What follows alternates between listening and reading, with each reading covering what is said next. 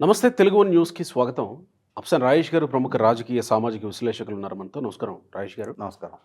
రాయేష్ గారు, తెలుగుదేశం పార్టీలో సమూల మార్పుల దిశగా వెళుతున్నట్టు కనపడుతుంది. మొన్న లోకేష్ గారు వైజాగ్లో మాట్లాడుతూ పార్టీ పదవుల్లో 3 పర్యాయాల కంటే ఎక్కువ సార్లు అదే పదవిలో ఉండడానికి వీల్లేదు, ఇది నా సొంత అభిప్రాయం అని చెప్పేశారు.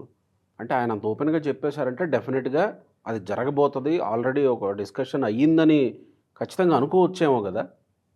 అంటే ఆ అవసరం ఉందా? అట్లా ప్రక్షాళన చేయాల్సిన అవసరం ఉందా పార్టీలో? ఒకవేళ చేస్తే పరిణామాలు ఎలా ఉండబోతాయి దాని పరిణామాలు? అంటే ఇవాళ రాజకీయ పక్షాల్లో ఒక్కొక్క రాజకీయ పార్టీకి వారి రాజకీయ పార్టీ అంతర్గత రాజ్యాంగం ఉంటుంది. ఖచ్చితంగా ఆ రాజ్యాంగాన్ని అనుసరించే ఆ రాజకీయ పార్టీల్లో ఎవరికి ఏ పదవి, ఎన్ని సంవత్సరాలు, ఎన్ని టర్ములు ఇవ్వాలి అనేది వారు నిర్వచించుకొని ఆచరిస్తూ ఉంటారు. మనకందరికీ తెలిసిందే, కొన్ని దశాబ్దాల క్రితం నుంచి కూడా భారతీయ జనతా పార్టీ రాష్ట్ర శాఖ అధ్యక్షుల్ని 2 టర్ములకు మాత్రమే పరిమితం చేస్తూ వచ్చారు. అలాగే ఈ మధ్యకాలంలో భారతీయ జనతా పార్టీలో కీలక స్థానాల్లో 75 సంవత్సరాలకి రిటైర్మెంట్ అనేది ఒక అంశాన్ని తెర మీదకి తీసుకొచ్చారు.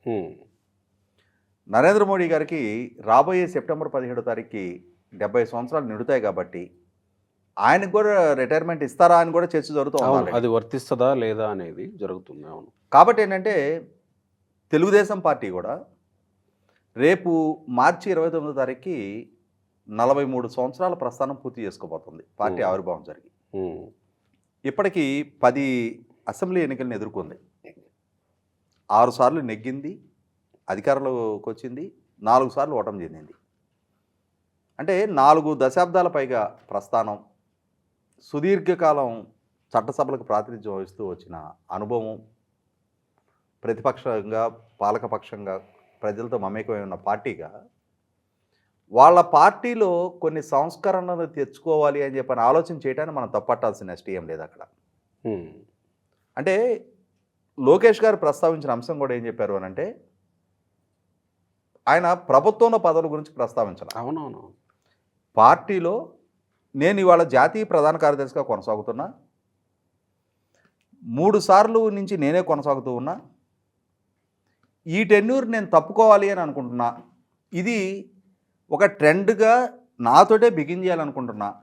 పార్టీలో కూడా పార్టీ పదవుల్లో కొనసాగుతున్న వాళ్ళు 3 సార్లు కన్నా ఎక్కువగా అదే పదవిలో కొనసాగటం సహేతుకం కాదు అనేది నా వ్యక్తిగత భావన అని చెప్పారు ఆయన. అంటే ఒక చర్చకి తెరలేపారు ఆయన.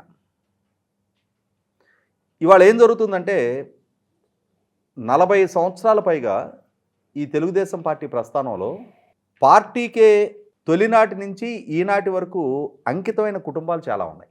వ్యక్తులు తరాలు మారుండొచ్చు, కానీ కుటుంబాలుగా పార్టీతోటి అసోసియేట్ అయ్యి సేల్ అవుతా ఉన్న కుటుంబాలు చాలా ఉన్నాయి ఆ రోజు నుంచి ఈ రోజు దాకా. అలాగే చాలామంది సీనియర్ నాయకులు ఇవాళ పాలిట్ బ్యూరోలో సుదీర్ఘకాలంగా కొనసాగుతున్న నాయకులు ఉన్నారు. తెలుగుదేశం పార్టీ పాలిట్ బ్యూరో అంటే తెలుగుదేశం పార్టీ విధాన నిర్ణాయక మండలి. పార్టీ పరంగా పాలకపక్షంగా వాళ్ళు తీసుకురావాలి అనుకున్న మార్పు చేర్పులను గురించి చర్చించి అంతిమ నిర్ణయం తీసుకోగలిగే అధికారం ఉన్న వ్యవస్థ. మరి అటువంటి వ్యవస్థలో కూడా మరి దశాబ్దాల తరబడి కొందరు వ్యక్తులే కొనసాగుతూ ఉన్నారు అనుకున్నప్పుడు, మరి ఈ 40 సంవత్సరాల ప్రస్థానంలో జెండా మోస్తూ వివిధ స్థాయిల్లో మాకు కూడా కీలక స్థానం దక్కాలని ఆశించే నాయకులు చాలామంది ఉంటారు కదా. ఇన్నిసార్లు ఇన్ని టర్ములు ఒకే వ్యక్తులు ఒకే పదవుల్లో కొనసాగుతూ ఉన్నప్పుడు వాళ్ళుగా స్వచ్ఛందంగా తొలగినా పర్వాలా, లేదు అంటే పార్టీ పరంగానైనా సరే ఒక నిర్ణయం తీసుకొని ఆ అవకాశాన్ని పార్టీలోనే ఇంకొకరికి ఇవ్వాలి అనేది లోకేష్ ప్రతిపాదిస్తున్నది. మీరు అన్నట్టు పార్టీలో సీనియర్లుగా ఇంతకాలం పొలిట్ బ్యూరోలో కొనసాగుతున్న సీనియర్లు ఉన్నారు, వాళ్ళని సాగనంపేటువంటి ప్రయత్నమా అనే చర్చ కూడా కొంతమంది విశ్లేషకుల నుంచి వినబడతా ఉంది. అట్లా చూడాలా, లేదు కొత్త వాళ్ళకి అవకాశం ఇస్తున్నట్టు చూడాలా? ఇక్కడ గమనించుకుంటే తెలుగుదేశం పార్టీ ఆవిర్భావం అనేది ఆంధ్రప్రదేశ్ రాష్ట్ర రాజకీయాల్లో ఒక కుదుపు లాంటిది. అప్పటి వరకు కాంగ్రెస్, కమ్యూనిస్టులు, జనతా పార్టీల మధ్య పోలరైజ్ అయి ఉన్న రాజకీయం తెలుగుదేశం పార్టీ ఆవిర్భావం తర్వాత ఒక కొత్త నాయకత్వాన్ని సమాజానికి పరిచయం చేసింది. అప్పటి వరకు వివిధ హోదాల్లో పనిచేసిన రాజకీయ నాయకులు చాలామంది రాజకీయ జీవితాలకి చరమగీతం పాడుతూ ఒక కొత్త జనరేషన్ని రాజకీయాలకి పరిచయం చేసింది, అవకాశాలు కల్పించింది. అవకాశాలను అందిపుచ్చుకొని ప్రజామోదంతో 4 దశాబ్దాలుగా కొనసాగుతున్న కుటుంబాలు ఉన్నాయి వాటికి కూడా. ఆ రోజు అంతకు ముందున్న సీనియర్లను కాదనే కదా వీళ్ళకి అవకాశం దక్కింది. ఆ రోజున ఎక్కడో ఒక దగ్గర కొత్త నీటికి ఆస్కారం కలిగియాల్సిన అవసరం ఉంది. తెలుగుదేశం పార్టీ ఆవిర్భావం నాటికి మరి రాజకీయాల్లో సుదీర్ఘకాలం కొనసాగుతూ వివిధ హోదాల్లో పదవుల్లో ఉన్న చాలామంది కూడా ఇప్పుడు ఈ కొత్త వాళ్ళకి కొత్త పార్టీ ద్వారా అవకాశం దక్కటం అనేది మమ్మల్ని సాగనంపడానికి వచ్చిన అవకాశం అని ఎలా అనుకుంటారు? ప్రజాస్వామ్యం అది. ప్రజలు కోరుకున్నప్పుడు ఆ అవకాశం దక్కి తీరుతుంది. అలాగే పార్టీలో కూడా విదిన్ ద పార్టీ కూడా ఆ ప్రజాస్వామ్యం ఉండి తీరాలి. ఇదే నియంత్రితం అదే జగన్మోహన్ రెడ్డి గారు లాగా శాశ్వత అధ్యక్షుడిగా ప్రకటించుకోవడానికి. అలా జగన్మోహన్ రెడ్డి గారు ఆయన పార్టీ ప్లేనరీ వేదిక మీద నుంచి ఆయన శాశ్వత అధ్యక్షుడిగా ప్రకటింపజేసుకొని అందరూ చప్పట్లు కొట్టారు. అవును. తర్వాత ఎలక్షన్ కమిషన్ వైపు నుంచి ఆక్షేపణ వచ్చిన తర్వాత అరే అటువంటిది ఏం లేదు అని చెప్పని చక్కదిద్దే ప్రయత్నం చేసుకున్నారు తప్ప, కానీ ప్రకటన అయితే చేశారు కదా. ఇవాళ ప్రజాస్వామ్యంలో పీపుల్స్ రిప్రజెంటేషన్ యాక్ట్ ద్వారా ఎలక్షన్ కమిషన్ దగ్గర నమోదయ్యున్న రాజకీయ పక్షాలు విదిన్ ద పార్టీ కూడా ఆ డెమోక్రటిక్ స్ట్రక్చర్ మెయింటైన్ చేసి తీరాలి. ఇక్కడ మళ్ళీ అనుమానం వస్తుంది. మీరు మాట్లాడినట్టు జగన్మోహన్ రెడ్డిని శాశ్వత అధ్యక్షుడిగా ప్రకటించుకున్నారు, అది అవలే. ప్రతి ప్లేనరీలో తెలుగుదేశం పార్టీ మహానాడులో జాతీయ అధ్యక్షుడిని ఎన్నుకోవడం జరుగుతుంది. అక్కడ మిగతా పార్టీల్లో ప్లేనరీలు జరుగుతూ ఉంటాయి. సో ఇక్కడ ఇంతకాలం పాటు జాతీయ అధ్యక్షుడిగా చంద్రబాబు నాయుడు గారు కొనసాగుతూ వచ్చారు. మరి ఈయన పదవి విషయంలో కూడా మార్పు ఉంటుందా? ఇప్పుడు లోకేష్ గారు ప్రధాన కార్యదర్శి పదవిని వదిలి వేరే పదవిలోకి వెళ్తున్నారంటే ఎలాంటి కీలకమైనటువంటి పదవిలోకి ఆయన వెళ్తారు అనేది కూడా ఒక చర్చ జరుగుతుంది. అంటే ఇక్కడ నా ఆలోచన కూడా అయితే మీరు ప్రస్తావించింది చాలా కీలకమైన అంశం. 1995లో 45 సంవత్సరాల వయసులో చంద్రబాబు నాయుడు గారు రాష్ట్ర ముఖ్యమంత్రిగా పార్టీ అధ్యక్ష బాధ్యతలు కూడా కలిపి రెండింటినీ సమన్వయం చేస్తూ బాధ్యతలు స్వీకరించారు. ఆనాటి నుంచి ఈనాటి వరకు రేపు రాబోయే సెప్టెంబర్కి 30 సంవత్సరాలుగా వారే పార్టీ అధ్యక్షుడిగా కొనసాగుతూ ఉన్నారు. ఆ రోజు వారి వయసు, వారి ఎనర్జీ లెవెల్ వేరు. ఇవాళ రాబోయే ఏప్రిల్ 20 తారీఖుకి వారికి 75 సంవత్సరాలు నిండుతూ ఉన్నాయి. ఇటువంటి పరిస్థితుల్లో 30 సంవత్సరాలుగా పార్టీ అధ్యక్ష బాధ్యతలు కూడా సమర్థంగా నిర్వహిస్తూ వచ్చిన చంద్రబాబు నాయుడు గారికి ఇవాళ రాష్ట్ర ముఖ్యమంత్రిగా వారి సేవలు ఈ రాష్ట్రానికి అవసరము అని చెప్పని ప్రజలు ఏరికోరి వారిని ఎన్నుకున్నారు. ఇటువంటి పరిస్థితుల్లో రాష్ట్ర ముఖ్యమంత్రిగా పూర్తి స్థాయి శక్తియుక్తులతో వారు పనిచేయడానికి అవకాశం కల్పిస్తూ పార్టీని ప్రభుత్వాన్ని కలిపి సమన్వయం చేస్తూ వస్తున్న ఇప్పటివరకు నిర్వహిస్తూ వస్తున్న జోడుగుర్రాల సవారీ నుంచి కనీసం పార్టీ పరమైన బాధ్యతల నుంచైనా ఆయనకి రిలీవ్ ఇవ్వాలని చెప్పని నేను కూడా చాలా సందర్భాల్లో అన్నారు, సజెస్ట్ చేస్తూ వచ్చాను. అవును.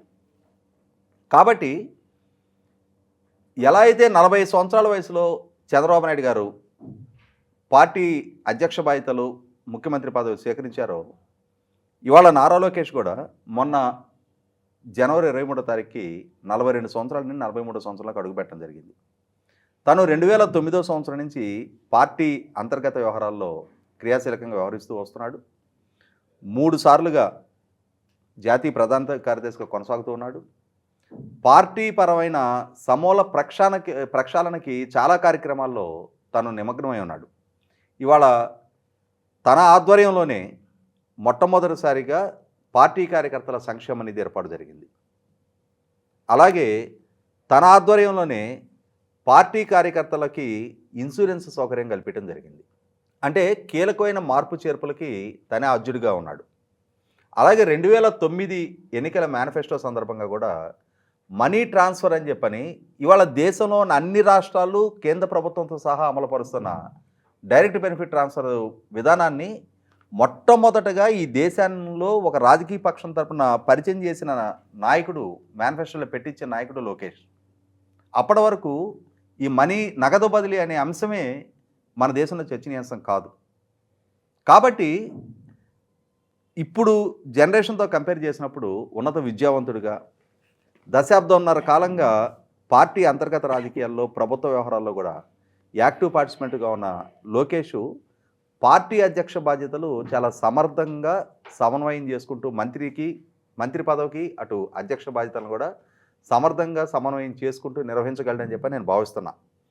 కాబట్టి చంద్రబాబు నాయుడు గారు వారి పూర్తి శక్తియుక్తుల్ని ముఖ్యమంత్రి పదవికి కేటాయించుకోవడానికి కూడా మార్గం సుగమం చేసినట్టు అవుతుంది. అంటే కొన్ని అంశాల పరంగానైనా వారికి పని ఒత్తిడి తగ్గించడానికి ఆస్కారం కలుగుతుంది. అలాగే జాతీయ ప్రధాన కార్యదర్శిగా నారా లోకేష్ గారు వారు రాజీనామా చేస్తే ఆ పదవిని అందిపుచ్చుకోవడానికి ఇవాళ పార్టీలో సమర్థమైన యువ నాయకత్వానికి అవకాశం కల్పించినట్టు అవుతుంది. ఆ రోజు లోకేష్ గారికి అవకాశం కల్పించినప్పుడు తను 30sలో ఉన్నారు.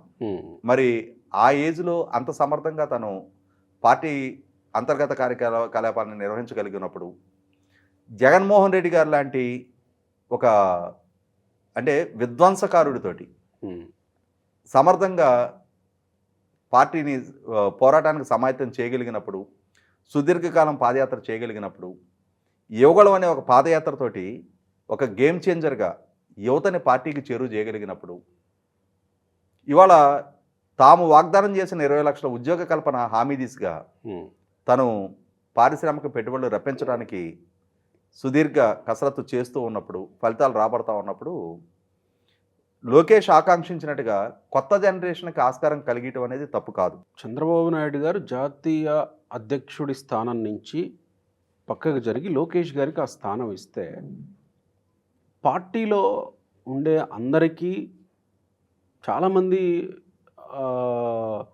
లోకేష్ గారికి ఆ స్థానాన్ని, లేదా లోకేష్ గారికి ముఖ్యమంత్రి, లేదు లోకేష్ గారు భావి నాయకుడు అనే చోట కొంచెం ఇబ్బంది పడిన సందర్భాలు ఉన్నాయి కొంతమంది సీనియర్లు. సో ఇప్పుడు ఆ సమన్వయం సాధ్యం అవుతుందా? అంటే మీకు 2019 ఎన్నికల ఓటమి తర్వాత ఆ రోజు కొంత భిన్నవాదనలు వచ్చింది వాస్తవం.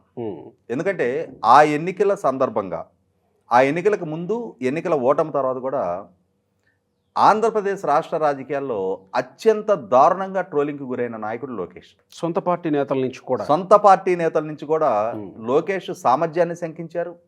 చంద్రబాబు నాయుడు గారు లోకేష్కి మంత్రి పదవి ఇవ్వటం ఒక చారిత్రక తప్పు అన్న నాయకులు ఉన్నారు. అలాగే పార్టీకి సంబంధం లేకుండా వేరే వృత్తిలో ఉన్న వాళ్ళని తీసుకొచ్చి పార్టీ నాయకత్వ బాధ్యతలు అప్పచెప్పిదే తప్పితే పార్టీకి మళ్ళీ మనుగడ ఉండదు అని చెప్పని వ్యాఖ్యానించిన చాలా సీనియర్ నాయకులు ఉన్నారు.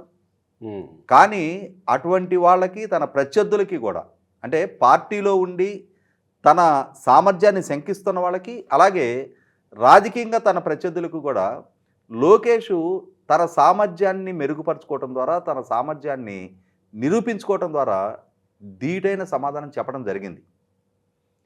ఎందుకంటే ఇవాళ మొదటి నుంచి తనకి తెలుగు భాష మీద పట్టు లేదనో, తనని హాయ్లాండ్ కొట్టేసిన అవినీతిపరుడనో, తను 25 లక్షల రూపాయల స్నాక్స్ తినేసిన తిండిపోతనో, నాన్ సీరియస్ పాలిటీషియనో, తన నియోజకవర్గ పేరు కూడా పలకటం రాని అసమర్థుడనో, ఇలా రకరకాలుగా చిత్రీకరిస్తూ వచ్చిన ప్రతి ఒక్కరికి ఇవాళ తనను తాను మెరుగుపరచుకోవడం ద్వారా, తన ఆహార్యాన్ని మెరుగుపరచుకోవడం ద్వారా, తన భాషను మెరుగుపరచుకోవడం ద్వారా, తన ప్రసంగాలను మెరుగుపరచుకోవడం ద్వారా, ప్రజలతో మమేకమయ్యే తన విధానాన్ని మెరుగుపరచుకోవడం ద్వారా తనకు తానుగా సమాధానం చెప్పాడు.